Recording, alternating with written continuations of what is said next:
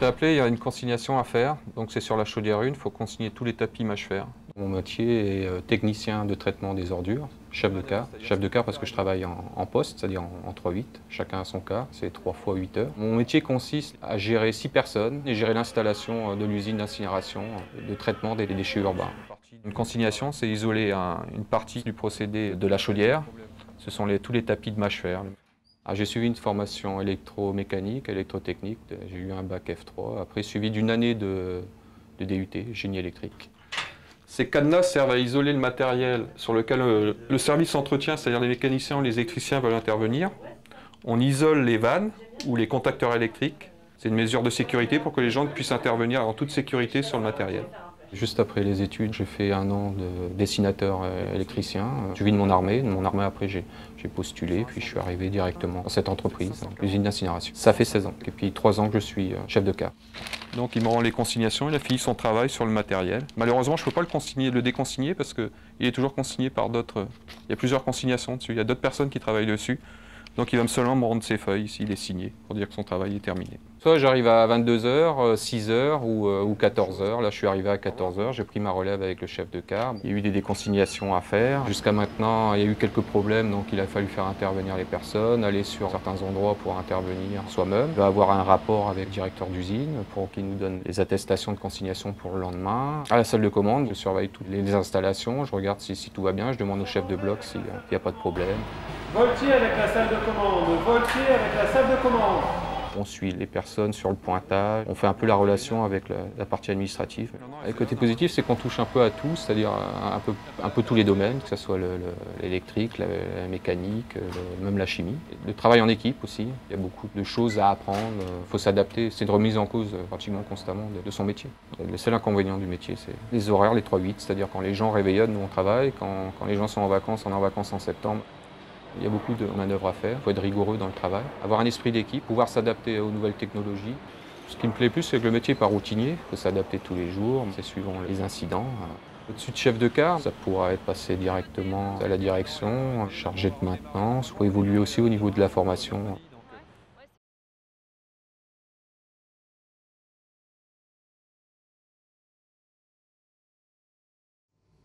Mon métier d'ingénieur chimiste consiste à concevoir des molécules pour qu'elles aient diverses applications scientifiques.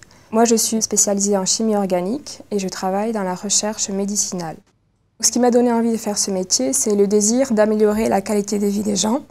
Par ailleurs, la chimie est une science assez concrète. On voit vraiment la transformation de la matière. J'ai intégré une école d'ingénieur spécialisée en chimie physique. Ensuite, je me suis spécialisée en chimie organique dans le but de travailler dans la pharmacie.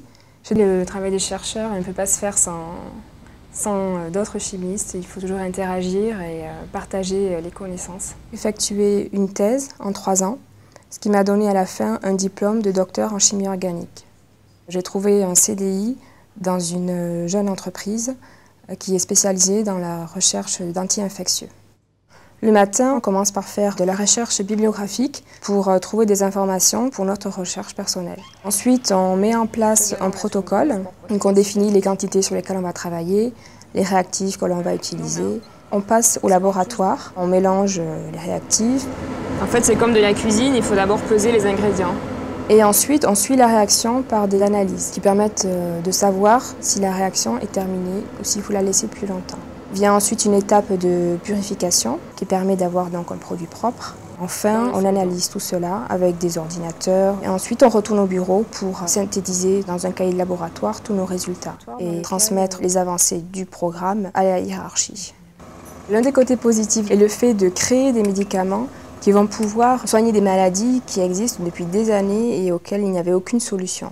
Le côté négatif est le fait de manipuler des produits qui peuvent être dangereux ou toxiques pour la santé. Ensuite, c'est long pour mettre au point un médicament, donc il faut être patient. Un bon ingénieur chimiste aura besoin d'avoir des qualités de rigueur, de persévérance et également savoir s'adapter à différents environnements scientifiques puisque nous collaborons aussi avec des biologistes ou des ingénieurs informaticiens. Comme évolution de carrière, un ingénieur chimiste va être amené à encadrer de plus en plus de techniciens et de stagiaires, s'occuper également de la rédaction de brevets pour la propriété industrielle, gérer des relations avec les clients et les investisseurs.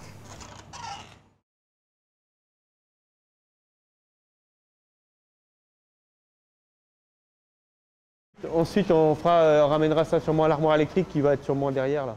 Mon métier de chef de chantier, c'est de manager une équipe, de gérer un chantier de façon à pouvoir avoir une très bonne qualité de travail. L'électricité, c'est déjà un peu c'est passionnant du fait qu'on peut faire plein de choses avec. Donc au départ, c'était ça, c'était cette magie-là. Dans l'enfance, c'est la fée électrique, quoi, un peu. J'ai un CAP d'électromécanicien et d'électrotechnique aussi. Et depuis, j'ai fait un peu d'industriel.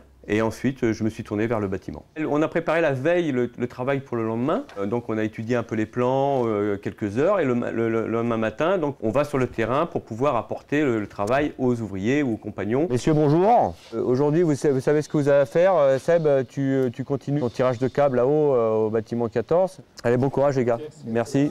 On va gérer, on va voir si la personne fait bien le travail qu'on lui a demandé.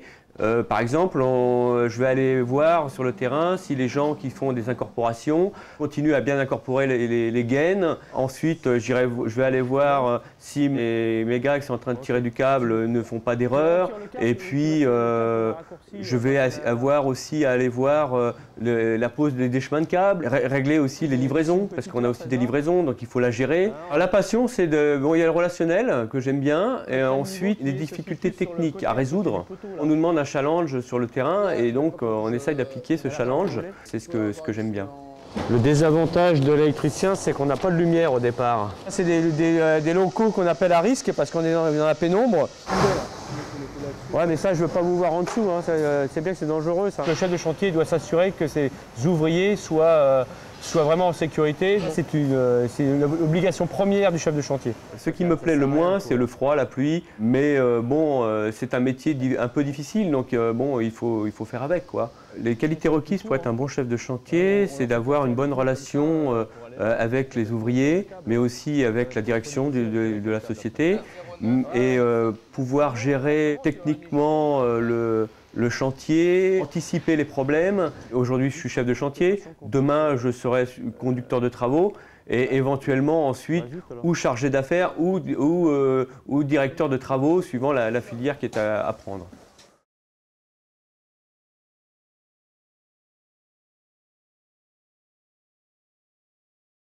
L'horticulture consiste à produire et à vendre des plantes depuis des semis jusqu'à la vente, donc c'est-à-dire au développement des fleurs. Ce métier m'a toujours intéressé dans le sens que je travaille avec du vivant, donc des plantes. Je suis en relation avec la nature et aussi le contact avec les gens, donc la clientèle, que ce soit des particuliers ou des producteurs ou des professionnels.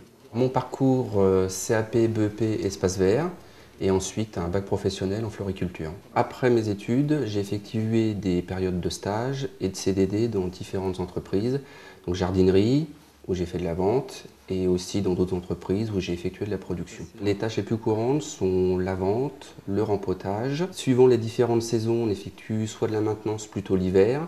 Pendant la période estivale, on effectue surtout la préparation de commandes. Et pour ce qui est en ce moment, l'intersaison en fait, nous effectuons tous les semis, donc manuellement, à la machine. Les différentes étapes consistent du semis jusqu'à la floraison. Donc ça va de l'arrosage, l'apport d'engrais, du tutorage, de conditionnement, de l'effleurage pour forcer les plantes. Cela consiste à enlever les boutons floraux, juste à les pincer tout simplement de cette manière.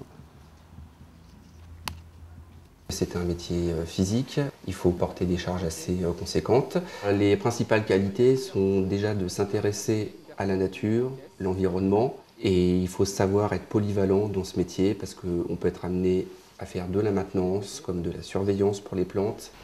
Ce qui m'intéresse le plus, c'est de travailler avec des professionnels. On est amené aussi à visiter certains salons durant l'année sur l'horticulture. On peut découvrir aussi de multitudes de variétés nouvelles, différentes, avec de nouveaux coloris. Et c'est ça qui est intéressant dans le monde du vivant. Mes différents objectifs sont, si je change d'entreprise, être responsable d'un secteur rayon dans une jardinerie, ou rester dans l'entreprise où je suis et accéder à beaucoup plus de responsabilités.